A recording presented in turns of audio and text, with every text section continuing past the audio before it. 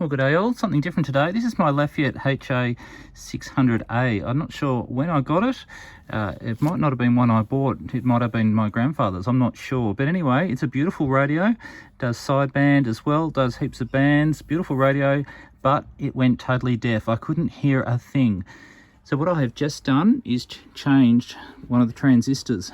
So I'll have a flick over the back here. And the one I changed was transistor here. Right there is the one that I changed. Here is the old one here. And it had died. They often don't last. So what I did get from J-Car was this one here. It's the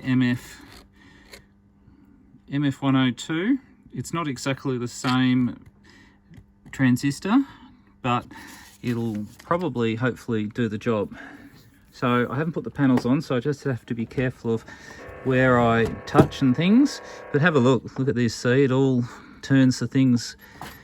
When you turn at the front here, turns for real inside. Look at those, look at these turn, and oh, it's fantastic. So let me turn the power on, and I'll turn it on the front here.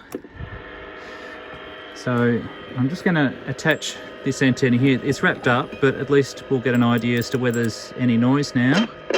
Oh, already I can tell that that is receiving heaps better. Before, when I plugged that in, it did absolutely nothing. But now, okay, I'm receiving static, but hey, I'm receiving something. So there we go, you can do it too. It's my soldering job on the end, this on the other side here.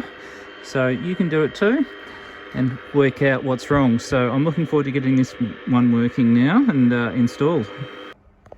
So there it is, that's underneath. I'll put the panels back on, and I'm going to do a full review on this radio receiver in the next few weeks or so. It's a beautiful radio, and I'm looking forward to getting this old girl back in order. Thanks for watching. If you enjoyed this, please like and subscribe. Don't forget that that transistor is just here if that helps you.